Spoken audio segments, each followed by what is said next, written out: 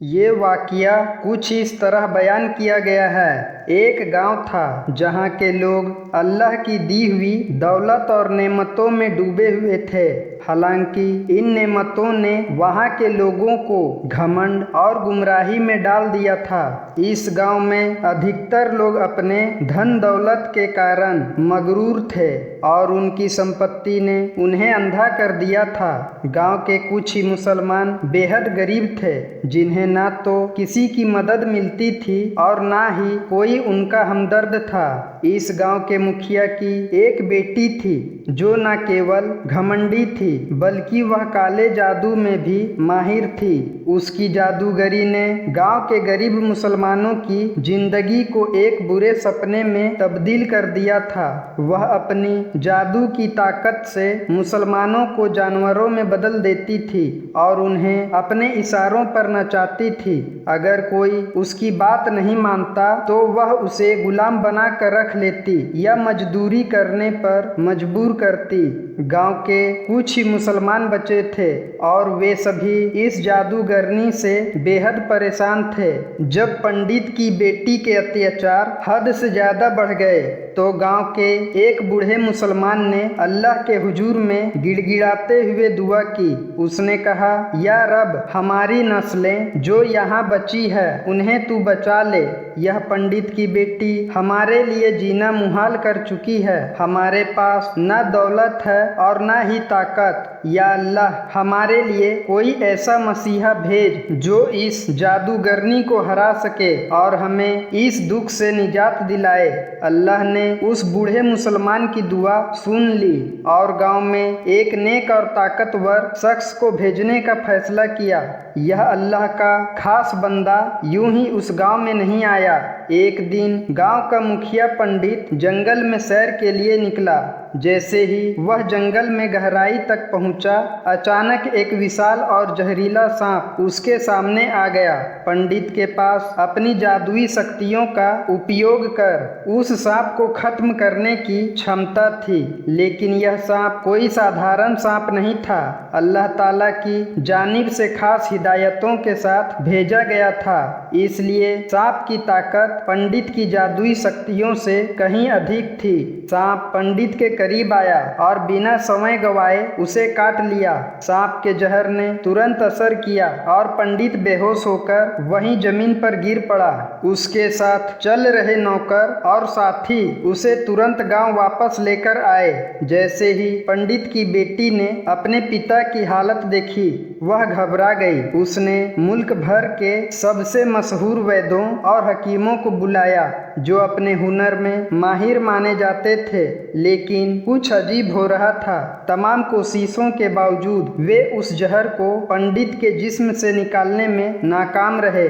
जहर तेजी से पंडित के शरीर में फैल रहा था और हर इलाज असफल साबित हो रहा था। यहाँ तक कि पंडित खुद भी बहुत बड़ा जादूगर और आमिल था, पर उसकी अपनी शक्तियाँ भी इस जहर के सामने बेअसर थी। मुल्क के सबसे बड़े हकीम, जिनके हुनर की हर कोई तारीफ करता था, वह भी इस जहर का तोड़ निकालने में नाकाम साबित हो रहे थे। पंडित बेहोश पड़ा था। उसके पास दौलत थी, ताकत थी और उसके पास ऐसे हकीम भी थे जिन्हें देश का सबसे काबिल माना जाता था, लेकिन इसके बावजूद कोई भी उस जहर को उसके शरीर से बाहर नहीं निकाल पा रहा था। उसी वक्त उस शहर में एक दरवेश की आमद हुई, जिसे अल्लाह ताला ने खास इसी मकसद के लिए भेजा था। दरवेश गांव के प्रमुख के घर के पास पहुंचा और दरवाजा खटखटाया।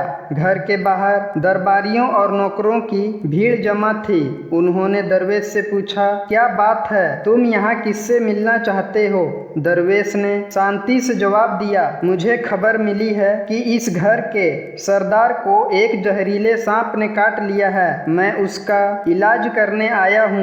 दरबारियों ने हैरानी से दरवेश की ओर देखा। उन्होंने कहा, तुम्हें कैसे पता चला? हमने तुम्हें कभी यहाँ नहीं देखा। तुम कौन हो? दरवेश ने विनम्रता से कहा, मैं एक मुसाफिर हूँ। राह में मुझे पता चला कि यहाँ के सरदार को सांप ने काटा है और कोई भी उनका इलाज नहीं कर पा रहा है। दरबारियों ने दरवेश के फटे पुराने कपड़े और फकीरी हुलिया देखकर हंसते हुए कहा, तुम हमारे सरदार का इलाज करोगे? यहाँ मुल्क भर से सबसे बड़े हकीम और वैद्य बुलाए गए हैं और वे भी उनका इलाज नहीं कर पाए। हमारे सरदार के पास दौलत की कोई कमी नहीं है, फिर भी कोई इलाज नहीं हो सका। तुम जैसे साधारण आदमी से उनका इलाज करवाना कैसे मुमकिन है? दरवेश ने धैर्य से कहा, अगर तुम चाहते हो कि तुम्हारे सरदार की जान बच जाए तो मुझे अंदर जाने दो। मैं अल्लाह के हुक्म से उनका इलाज कर सकता हूँ। दरबारियों ने आपस में विचार किया और कहा, ठीक है, हम अंदर से इजाजत लेकर आते हैं। वे अंदर चले गए, लेकिन उनके मन में अब भी दरवेश के प्रति संदेह था। दरबारियों ने अंदर जाकर पंडित की बेटी से कहा, जनाब, बाहर एक अजनबी आया है जो देखने में गरीब और फकीर लगता है। वह कहता है कि वह आपके पिता का इलाज कर सकता है और जहर जो उसके शरीर में तेजी से फैल रहा है उसे निकाल सकता है। पंडित की बेटी ने संकोच के साथ कहा, ठीक है, उसे अंदर बुलाओ, देखते हैं वह क्या कर सकता है। दरवेश को अंदर बुलाया गया। जब दरवेश कमरे में दाखिल हुआ तो उसने देखा कि पंडित जहर के असर से बुरी तरह तड़प रहा है। उसका शरीर बिस्तर पर ऐंठ रहा है और वह दर्द से कराहते हुए बार बार अपने पैरों को पटक रहा था।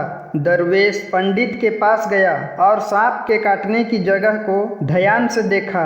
बिना कुछ कहे दरवेश ने उस जगह पर थूक दिया और तुरंत वहां से बाहर भाग गया। पंडित की बेटी और सारे साथी हैरान रह गए। वे सोचने लगे, यह कौन था जो आया और बिना कुछ किए सिर्फ थूक कर भाग गया? किसी ने उसे रोकने या गिरफ्तार करने की कोशिश भी नहीं की। पंडित की बेटी का गुस्सा आसमान छूने लगा। उसने तिलमिलाकर कहा, यह कौन गुस्ताख था जिसने हमारे सरदार के साथ ऐसी बेअदबी की? उसने यहाँ आकर सिर्फ थूक दिया और चला गया। इसका खमियाजा उसे भुगतना पड़ेगा।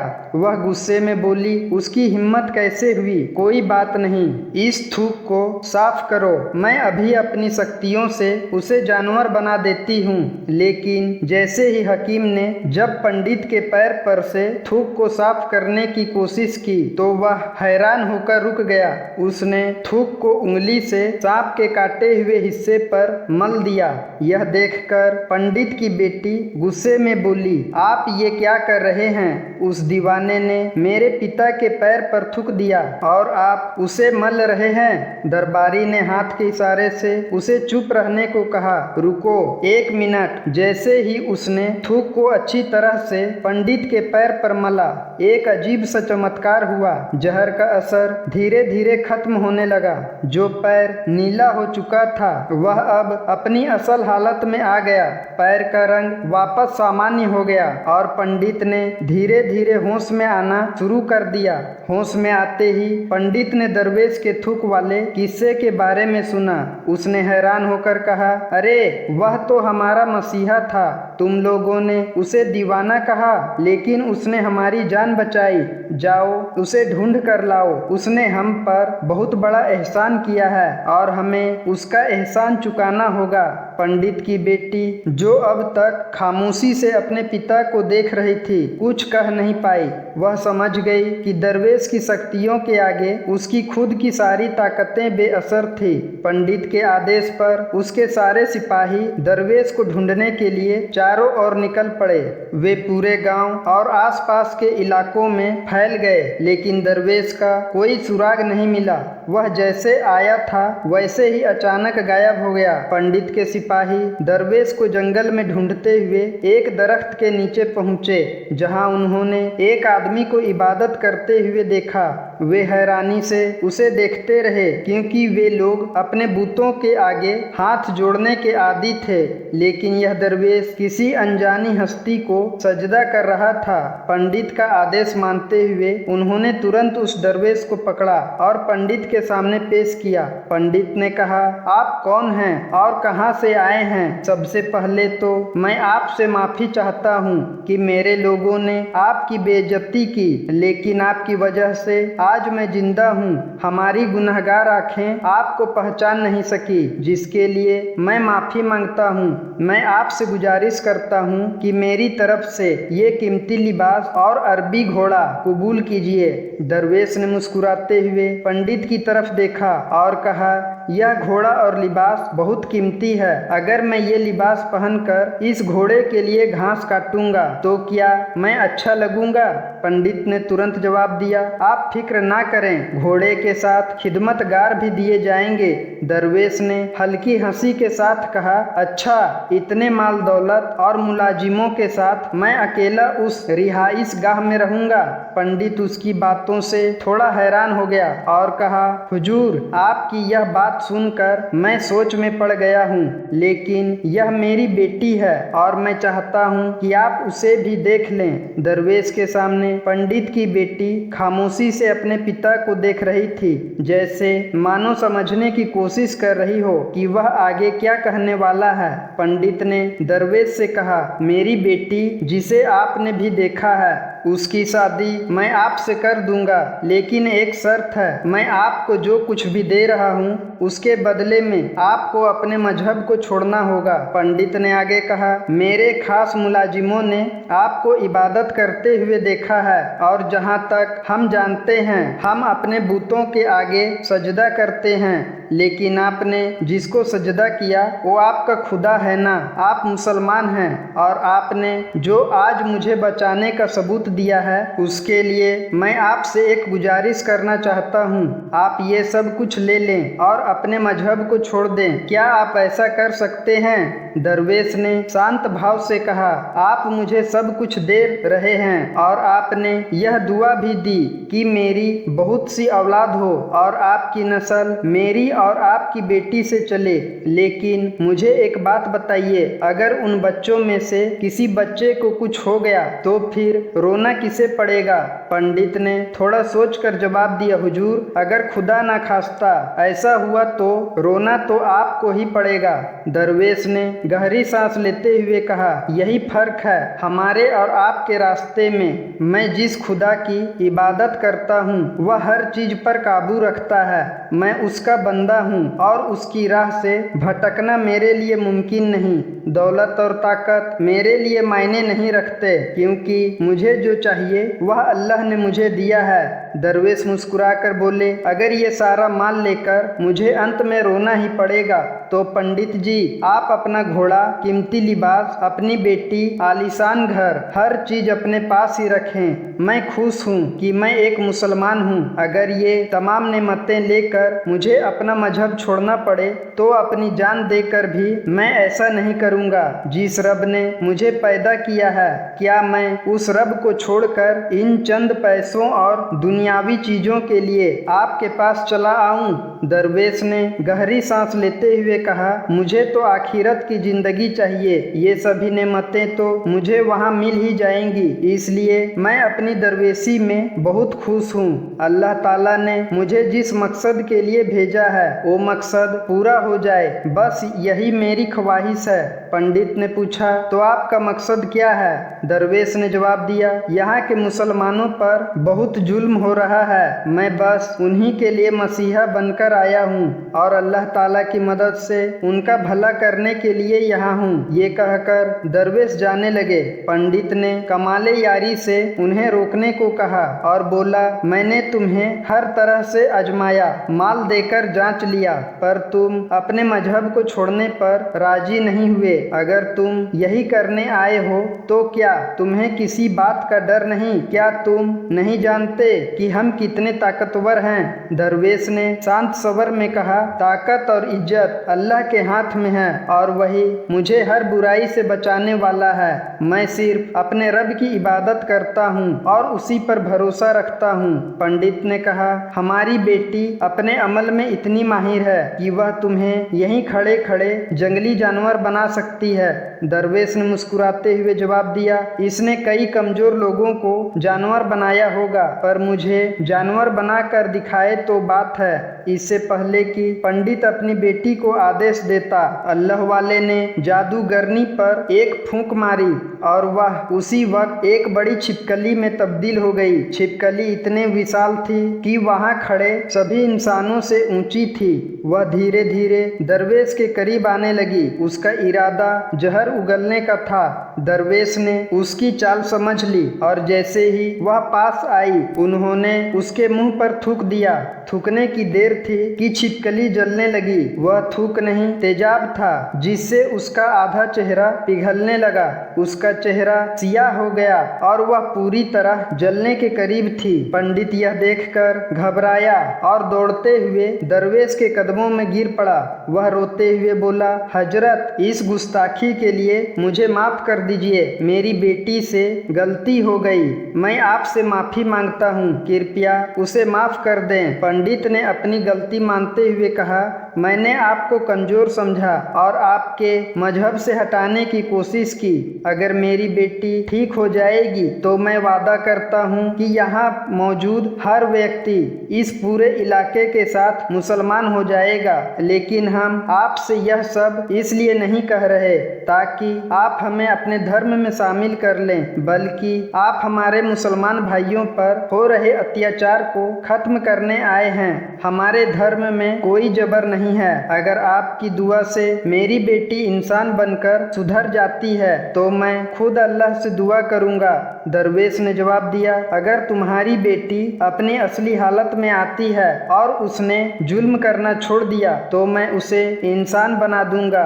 पंडित ने कहा, हाँ, मेरी बेटी ठीक हो जाएगी तो किसी पर कोई जुल्म नहीं करेगी। मैं माफी चाहता हूँ कि मेरी बेटी ने जो कुछ किया, अब वह कोई काला जादू नहीं करेगी और किसी मुसलमान पर सख्ती नहीं करेगी। बस आप उसे इंसान बना दें। अल्लाह वाले ने छिपकली बनी पंडित की बेटी पर एक और फूंक मारी। उसकी फूंक के असर से वह दोबारा इंसान बन गई। वह तुरंत दरवेश के कदमों में गिर पड़ी और रोते हुए बोली, मुझे माफ कर दीजिए। मैंने खुद को बहुत ताकतवर समझा।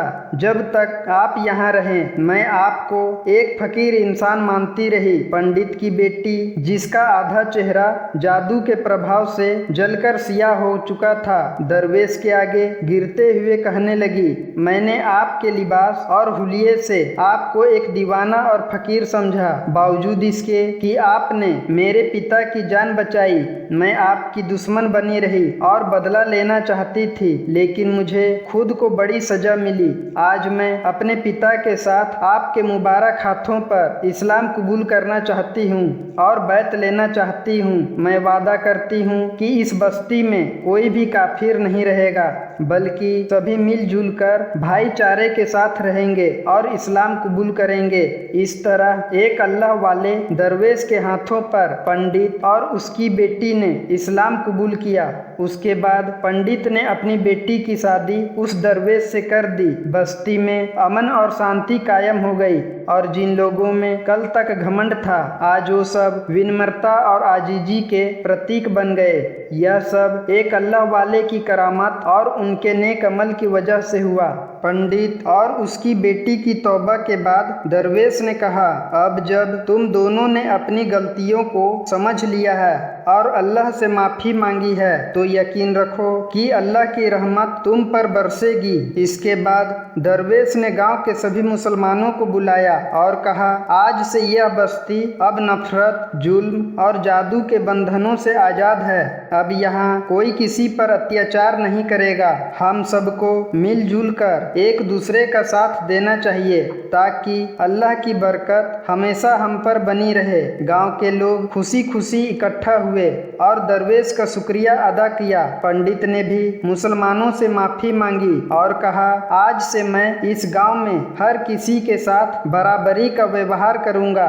हम सब अल्लाह के बंदे हैं और हमें मिलजुल कर रहना चाहिए।